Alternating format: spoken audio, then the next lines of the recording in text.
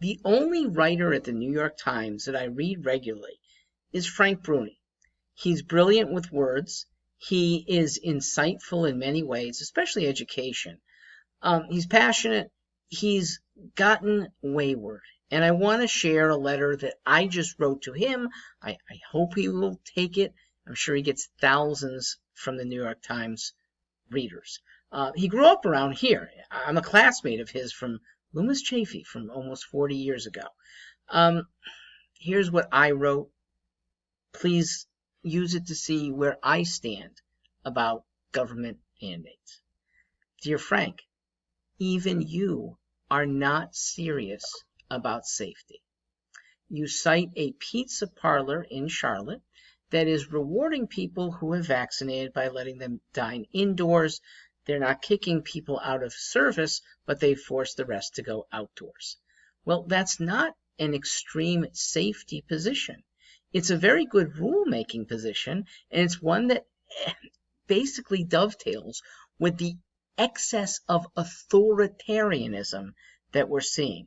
A lot from government, a lot from big business. Here's even a small business that's playing by rules that can get away with, that don't really treat the disease as deadly.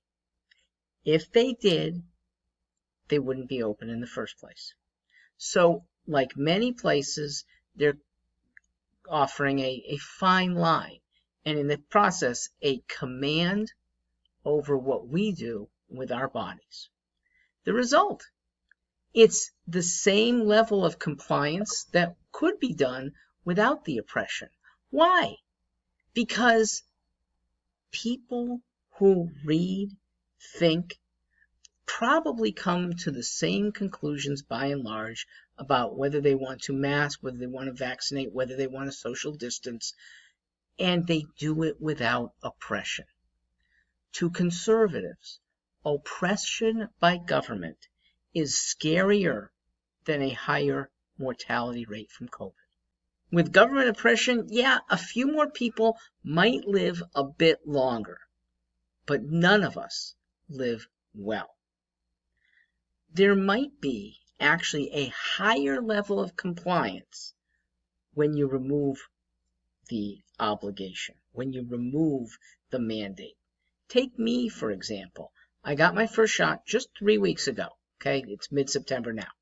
I didn't do so because of disease transmission fears.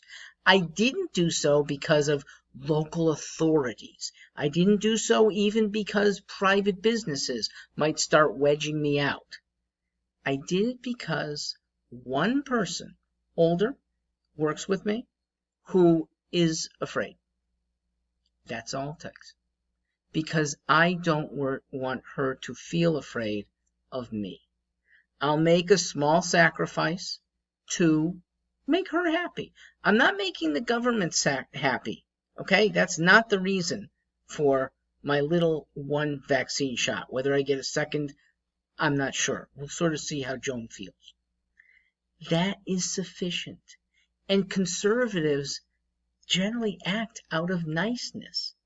Progressives too often act out of obedience.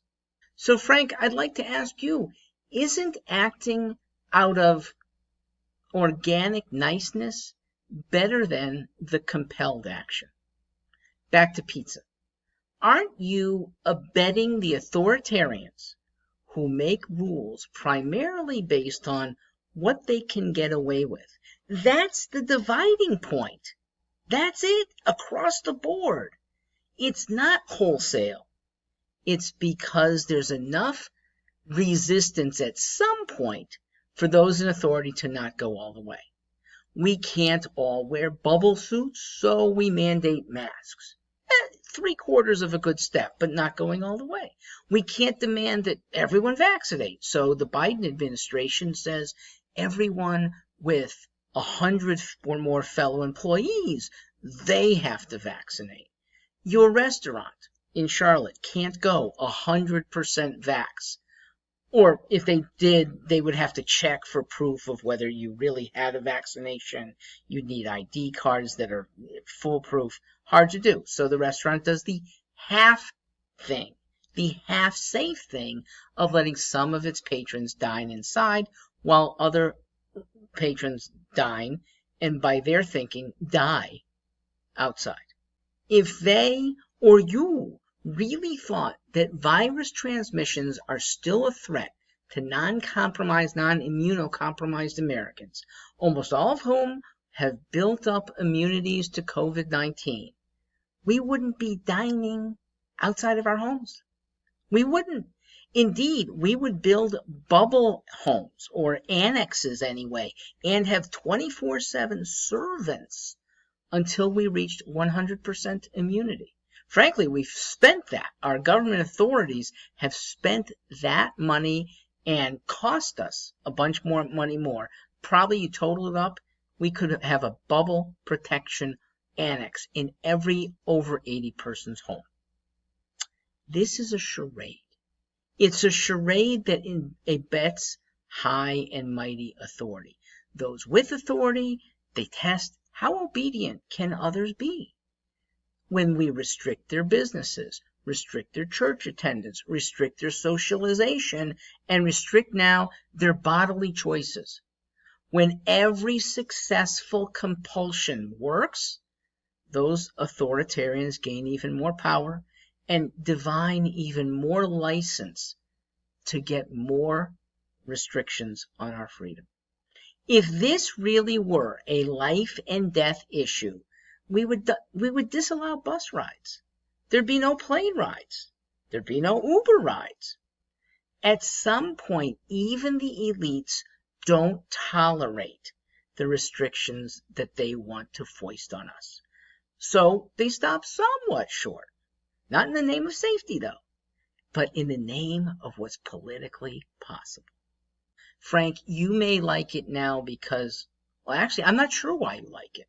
That a few more 90-year-olds will be able to shop and dine, but you can't possibly like the future of complete obedience to authority by everybody under 90.